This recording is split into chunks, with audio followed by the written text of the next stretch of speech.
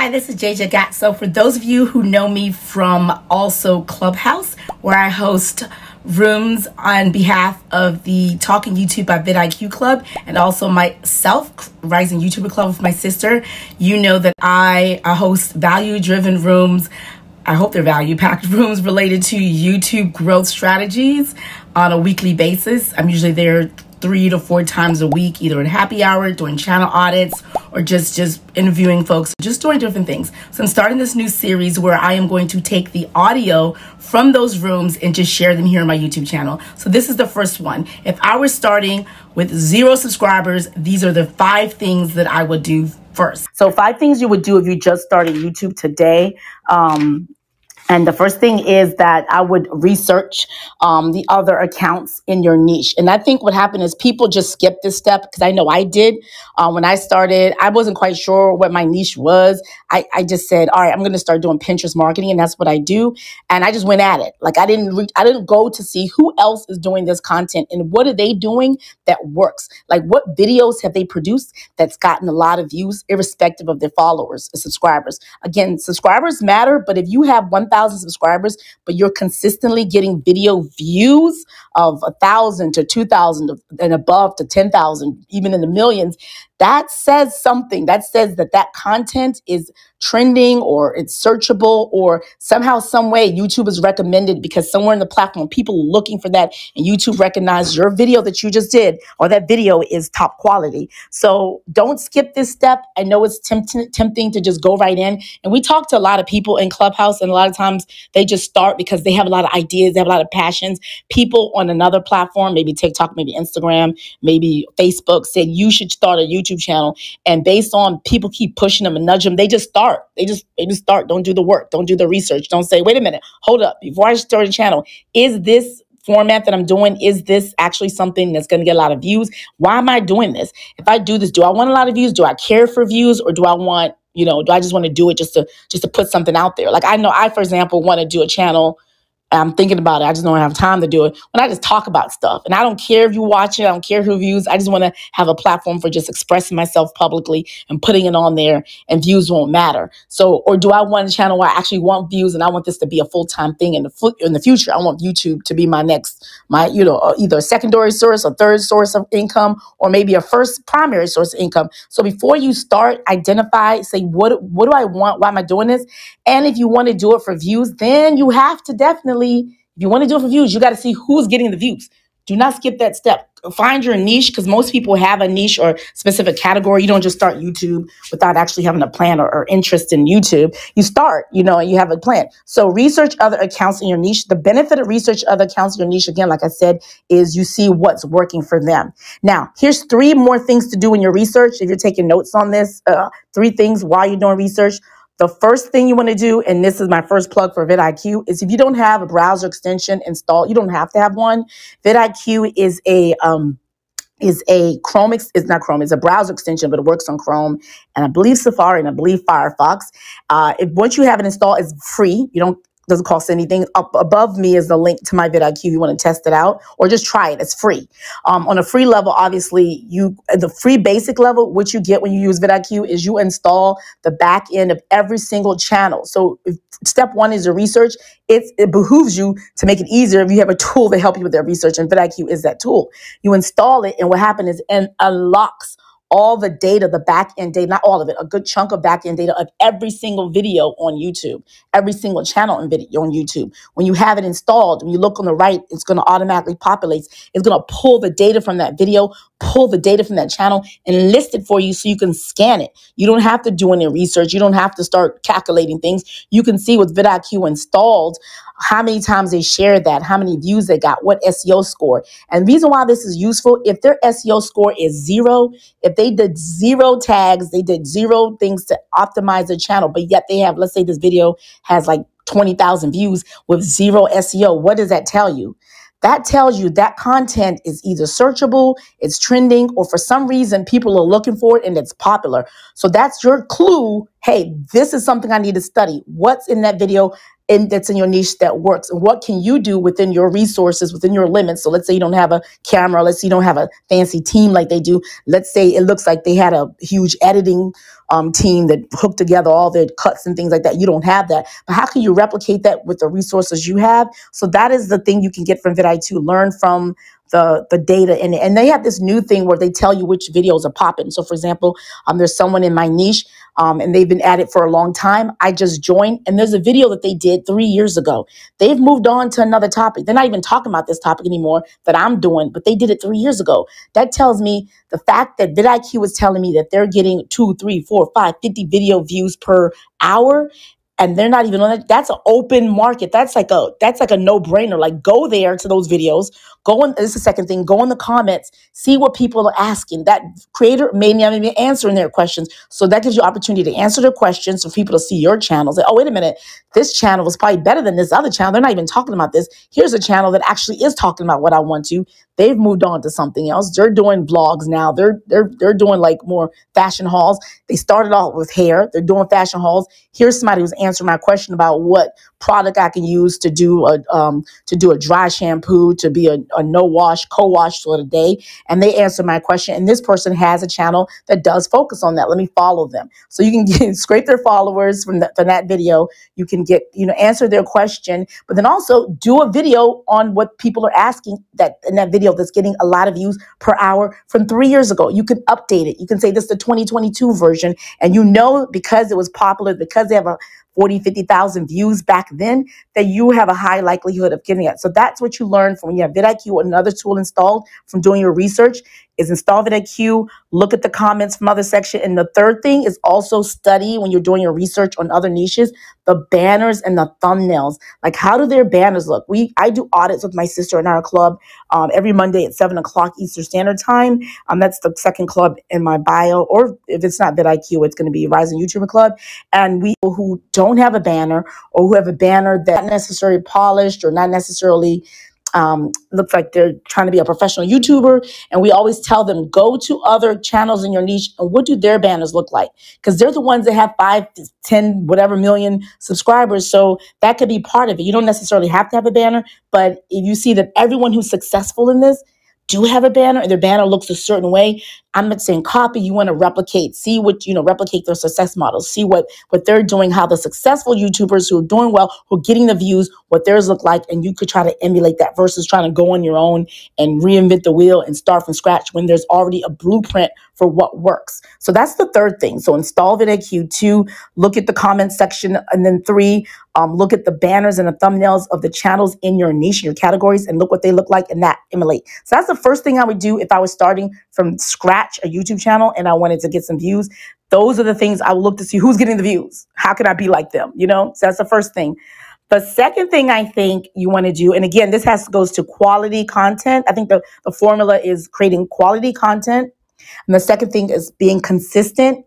And that equals growing a community and an audience, and then and that's your growth. So quality content plus consistency and equals a community of audience members that care about you, care about your content, come back.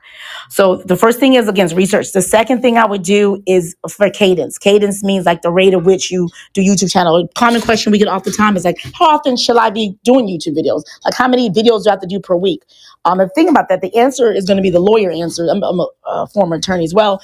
Is when you ever ask a lawyer anything, they're always going to tell you it depends. It depends on you. You can't look at someone else's channel and say, well, they're doing 3, 4 videos a week. Let me do 3, 4 videos a week, because you don't know what's going on in their lives. They may have a support team. They may do this full time. They may not work during the day. So you work during the day. You're doing this part time. You might be a single mom. You might be, on your own. You might, be caring for your family members, a parent, an elderly parent, or someone, a child who has a disability. So you just don't have the same resources and time as everyone else. You can't look at someone else in your niche and say, well, they're producing like this, so let me do the same. It's up to you what your cadence is. And then secondly, what your audience caters for you Socks, who's often in these rooms, he comes in here and he had this phrase. We interviewed him once in this club. He said when he first started, he didn't know he was just producing content because he thought his audience wanted a lot of content. And at one point he used his community tab. And if you have access to the community tab, definitely use this every once in a while to poll your audience to help them decide what to do next. He asked them, how often should I be posting videos? So he thought he was giving them 3 to 5 videos a week, thinking that's what they wanted. And majority of the people said 1 to 2 weeks. So he had to pull back. He didn't even know how to pull back. He's like, whoa, I've been doing all this. And he said, he used this phrase, he said, I was putting too much food on their plate. They couldn't even eat.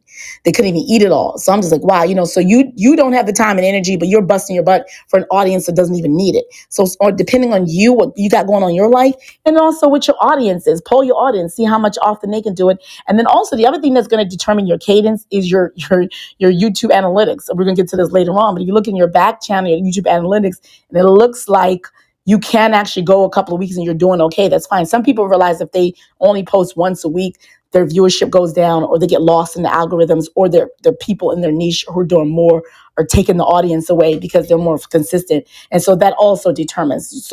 But it's still personal to you, your channel, your abilities, your resources, your limitations, and that's it. So the second thing, again, after you research, is be realistic. But if you're realistic, you'll be more consistent. People aren't realistic and they try to go all out. And that's how you fall off the wagon. That's how you get burnt out and be like, okay, this is it. This YouTube stuff is too much. I'm doing all this work. I'm not even getting the views. Why am I doing this?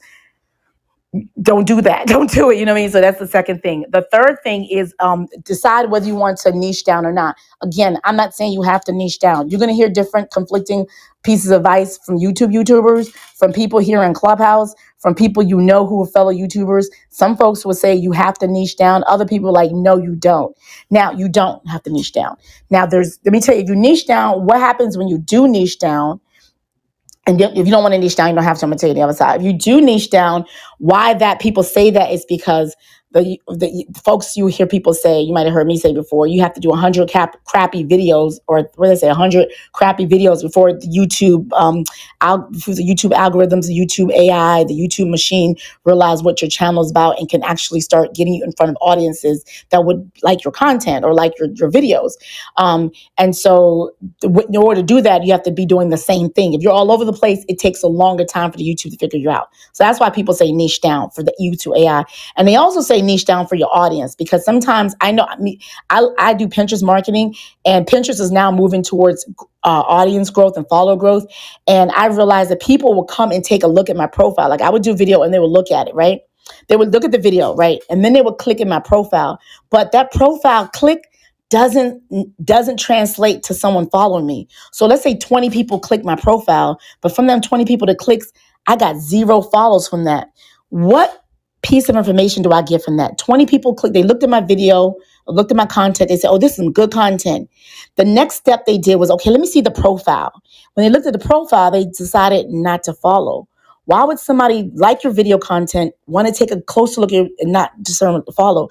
Because when they look at your full account, your banner, your channel, they don't see, they came to you for hair, or they came to you for tech review, or they came to you for how to style a styling idea, or how to decorate their basement, how to refurnish a chair, or how to, what books to read for Black History Month. They saw your one pin related to that. When they look at your channel, you're talking about nails, or your channel is talking about all over. Then you're doing, and this is me too, this is actually a true story. Then you're talking about like styling, you're talking about tech, you're talking about stuff. Like, I don't want to follow them because all these other things they're doing, I don't care about that other topic. So if I subscribe to this person, they're going to flood my feed with all this irrelevant stuff that I don't care about. So why would I follow this person? Why would I subscribe to that person? I'm not going to subscribe. So that's why people say niche down, because if I came to furniture and you gave me a great idea of how to furnish or refinish this desk that I got from Goodwill, this desk that I bought from the thrift store, and that was a great video. And I look at your channel, and there's tons of videos about how to refinish all sorts of stuff, how to reupholster a chair, how to fix the hinge. Yes, this is my channel I'm following, because I know this is a reliable source for what I came for, the video I came for. And that's why people say niche down. They're more likely to follow you if you have a specific niche of content that you're always producing, and that's what they came there for. So that's why you see some channels have a bunch of views, but they don't have a lot of subscribers, is because that one video that got a lot of views, when people look at the channel, they say, oh, they're all over the place. Or they just came for that information. For example, I need to relace my daughter's shoes. She has some Sperry's. So I found like 4 or 5 videos dealing with how to relace the Sperry's. But am I going to follow a channel that focuses on that sort of stuff? No, because that one time I just needed to learn how to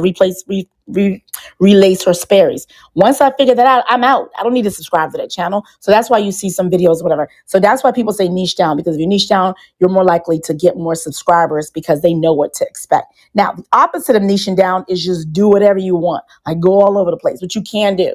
So don't let them say you have to niche down. However, you should be aware. Is number 3. If you don't niche down, it may take longer to grow, but you're fine with that. My sister Hawa, she has a lifestyle channel. For anybody out there who's doing lifestyle means you're doing everything. So she does hair, she does hauls, she does vacation, she does all sorts of stuff. She's all over the place, even though it's still focused for the most part. But she's okay with knowing that people have to fall in love with you if you're doing a lifestyle channel, because they fall in love with you or your family or whoever you are. If it's a couples channel, they like you, they want your story, they want to follow your story, and you can grow that way. But for someone who's casually just passed through and just wanted to see a Miami vlog, and your Miami vlog, when they searched that came up, or they finished watching another Miami vlog and YouTube recommended your Miami vlog, and the person looks at it, they don't know you from Adam. So they may say, okay, this is pretty cool, this is great. They're moving on because they don't know you. So that's because when they go look at your profile, you're not only doing vlogs, you're also doing hauls, you're also doing get ready with me, you're also doing shop with me, you're also doing, financial advice. You're doing everything and everything. So they may not follow you, but you don't have to do that. But if you do decide to do everything, what I really recommend is have content buckets. You might have heard this word. It's a marketing term, a social media marketing term, and a digital marketing term, essentially, which means that if you don't do anything, establish 1 to 3 content buckets, categories of content that you do, so that it's always in there. So you can actually organize the different content buckets into playlists. And so even if someone doesn't, you're all over the place, they still can click the playlist and say, oh, okay, she's doing other things, but she has this playlist dedicated to hair. She has another playlist dedicated to hauls. She has another playlist dedicated to vlogs. She has another playlist. So if you do content buckets that include vlogs, hauls, whatever, if you're a sit down channel and you have your how-tos, you have your vlog style, you have your tutorials, you have your 1-minute shorts, you have your long form live streams, you have your audits, whatever you do, have like 2 to 3 buckets. That's the opposite of that. So that's the third thing. Decide to niche down and focus, or establish content buckets if you're not niching down. So that's the third thing I would do if I was starting from zero. All of those are going to help you get more views, because it would help you with your focus. Now, the fourth thing I would do if I was starting from scratch with 0 views a channel today is have a plan for my content. And this is so important, because especially if you're doing YouTube as a part-time basis, and you're not really, you got other stuff going on, but you do want your YouTube to grow, but it's easy to let other stuff get in the way. Like if you are an accountant, right now you're busy. You don't have time to work on your YouTube channel because it's tax season. And then every 3 quarters, at the end of the quarter, you got reports to do. So your YouTube is going to slack off. If you were in school, there's final season. There are times when you have finals, when you're just busy doing exams, you have to put your YouTube on the side. If you are, if you're a parent or you're a realtor, there's different times of the year or different times of the month that things in your other parts of your life amp up and you can't dedicate to YouTube. So if you have a content plan, you can include in your content plan a specific time of the day, a specific time in the week that you're going to dedicate to YouTube. And so if there's other things going on, you can actually batch content if you can, to amp up for the time when you're busy. So if you plan, because your life, there's interruptions, already what's coming down the month for the most part. People know, especially if you have a job, if you're in school, the times of the year, the times of the month when you are really super, super busy. It's not a surprise. So you're not like, oh, dang it, these reports are due.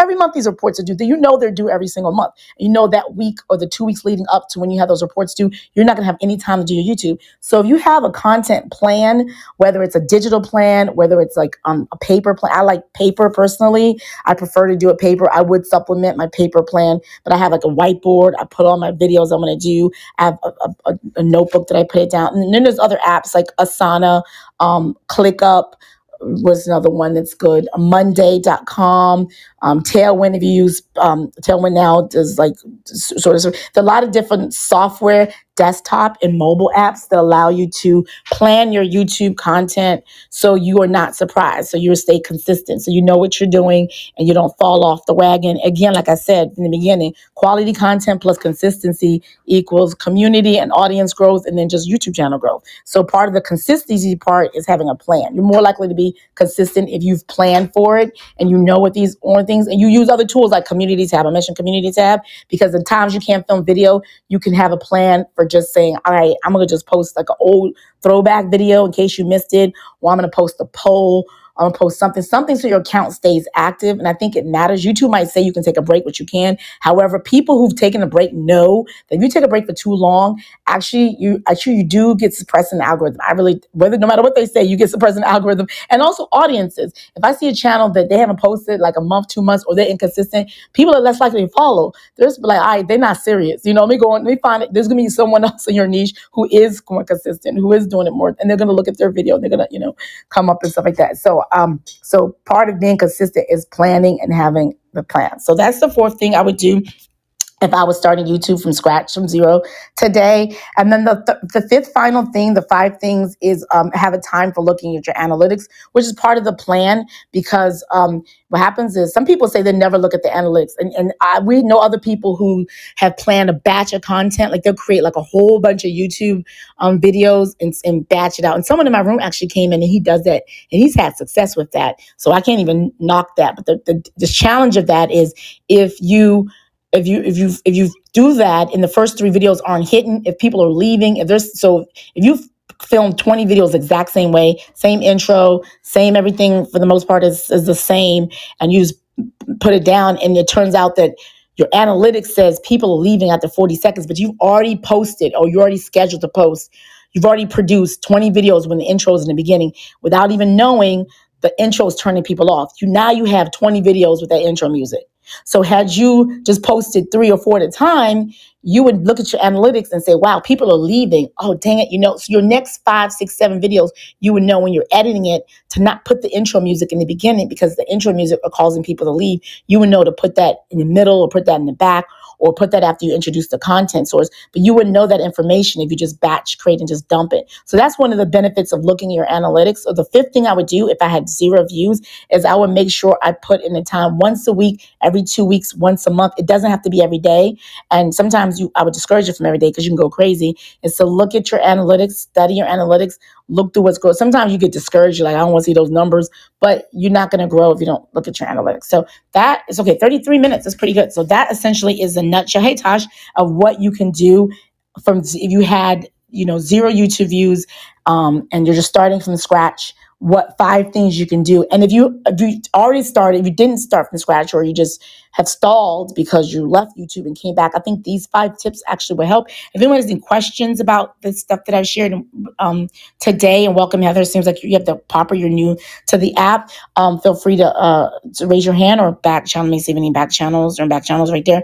And then also today I'm giving away a quick little reset, a Boost level membership in vidIQ. The benefit of Boost, if you don't know, is that you can, there are a little bit tools, like I mentioned, it's a free extension. At free levels, Boost vidIQ will give you daily ideas. Sometimes people come and say, I don't know what ideas, I don't know what to do. So the daily ideas tool, YouTube looks at the videos you've already created on your channel, and then they use artificial intelligence, AI, and machine learning to find out in your niche, based on what you're doing, who has already created content on the YouTube platform, in the YouTube ecosystem, that's crushing, that's doing well. And they pull that data and they submit it to you. And they say, hey, these types of channels done well. These videos have done well. If it's possible, because you've already done that, if you do this video, you have a high, medium, or low possibility of ranking. And by ranking, I mean if someone were to search, your video would come up top of search, like number 1 to 20. Just like when Google, before Google did this thing where Google used to have like page 1, page 2, page 3, page 4, and everyone wants to get on page 1 because very few people, when they do a search query, they move past page 2. So if you're on page 556, it's very unlikely that a person searching is going to find you because no one's going to go to 556. They're going to go to 1 and 2. So you want to rank in page 1, possibly 2. So if you want to rank and search, vidIQ would tell you the likelihood you'll rank in page 1 or 2. Or medium, low, whatever, with just vidIQ installed. Now, on the Boost level, you get more ideas. And then also on the Boost level, you can compare use this tool. It's like a thumbnail analytics tool, and I use it every single time because I want to see if my video to show up in search, what are the videos that'll be surrounding it? What do they look like? Because if someone, that you heard the term click-through rate is the rate at which YouTube serves your video on various different surfaces and people click it. So to oversimplify it, if YouTube showed my video, if I had 100 impressions, 100 people, 100 times they showed my videos to people following me, people in browse and various different places, like recommended, they just showed my video to 100 people. And the rate at which people click, if someone saw my thumbnail and said, oh, that's a nice thumbnail, I like that title, and they click through. So let's say 20 people click through, that's a 20% click-through rate. That's pretty good. That means 20%, out of 100 people saw it, 20 people decided to click. After they click, that's the half of the work. Your video content has to be crushing it in order for them to get them to watch it. And then the second hard thing is to get them to watch like 50 to 60% of it, to get them to watch more of your content. The reason why those are key, when people click, that signals, that's one of the signals to the YouTube algorithms, the high click-through rate, that this is at least your thumbnail is good because it's getting people to click. When people watch it for 40, 50, 60% of the time, that's another signal to the YouTube algorithm.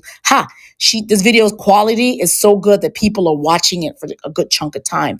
And then when people share it out, when people make a comment, when people like it, when people, do different things, like, those send it outside, like share it outside the YouTube, not just the YouTube, inside the YouTube.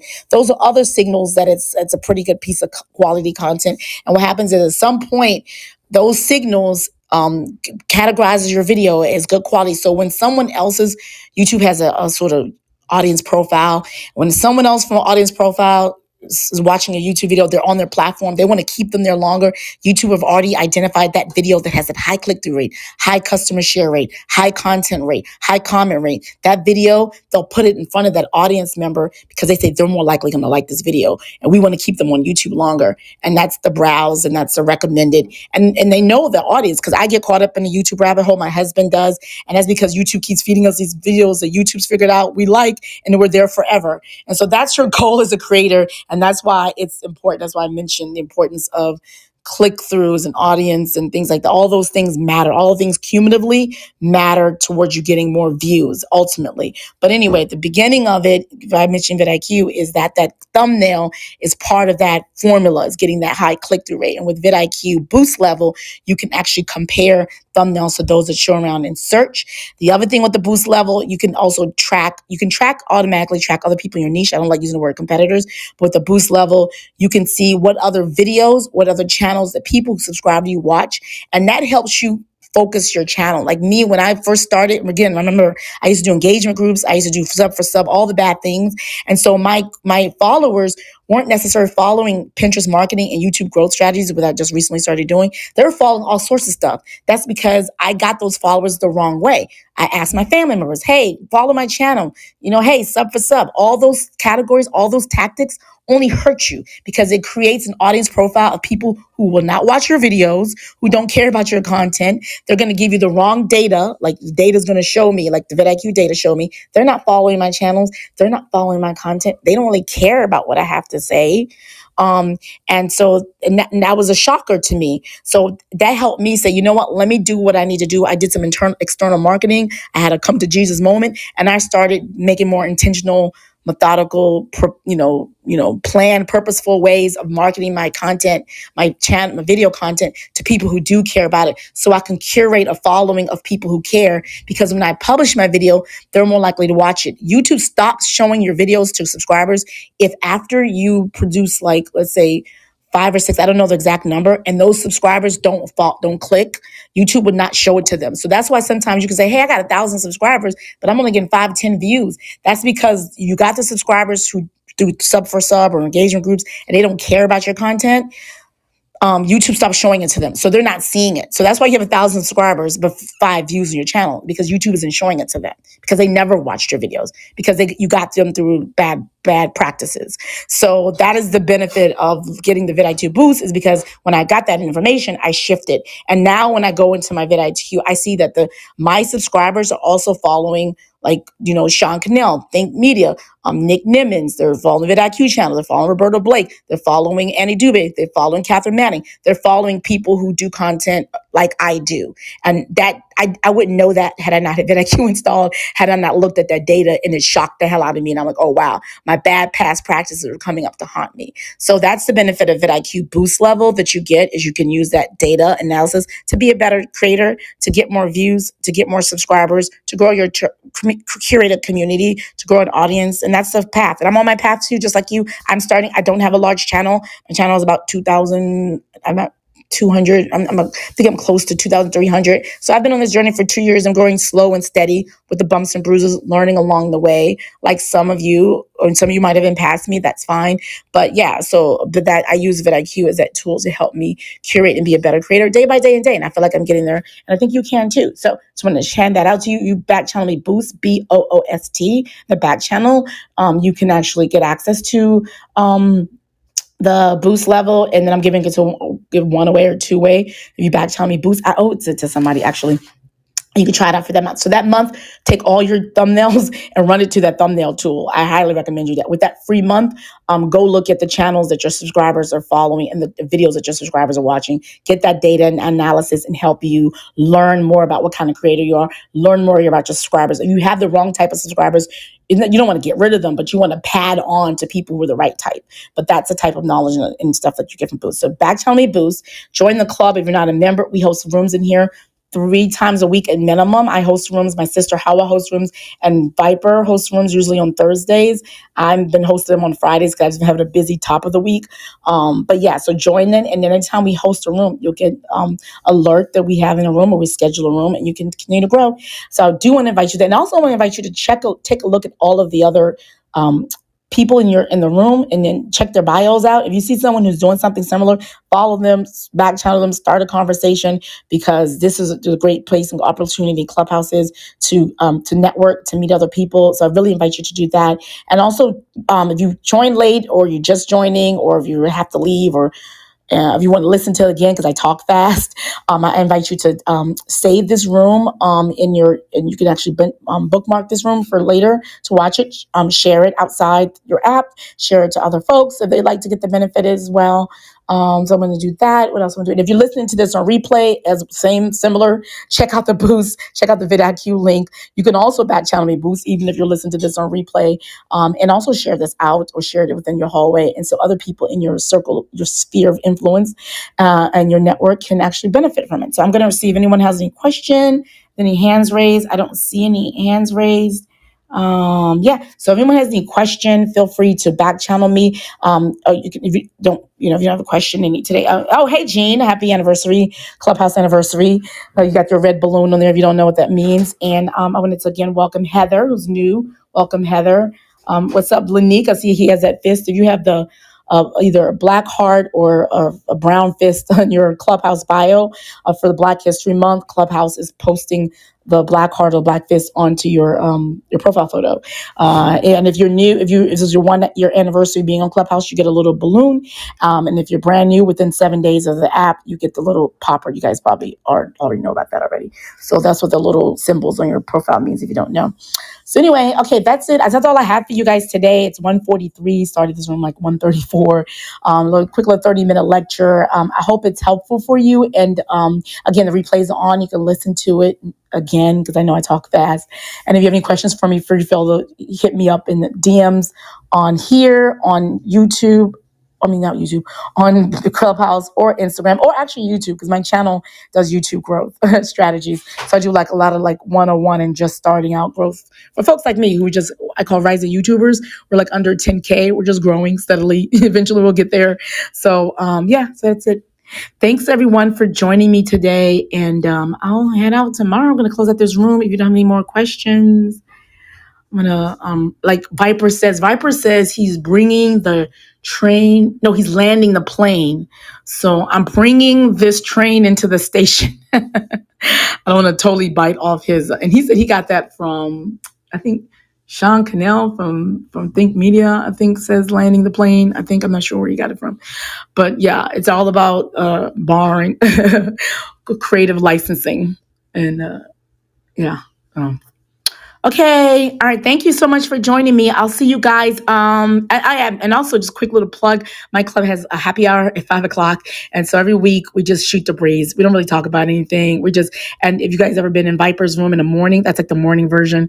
Once a week for Rising YouTuber, we just have like a happy hour. So everyone bring your drinks. We just shoot the breeze, just talk about nothing. And it's like a Seinfeld. And then we also, sometimes have a game where we just share knowledge, some little fun game or something like that first in the morning. So that's going to be at 5 o'clock Eastern Standard Time today. And Hawaii hasn't had a room station. It's possible she'll have one tomorrow. It might be a pop-up Q&A. And then we'll be back again at this next week. And again, I want to plug my YouTube channel audits on Monday. So if you want a one-on-one YouTube peer-to-peer audits, that's on Mondays at 7 p.m. Eastern Standard Time. All right, everyone, thanks so much for joining me today. Talk to you later. See you on the outside. Bye.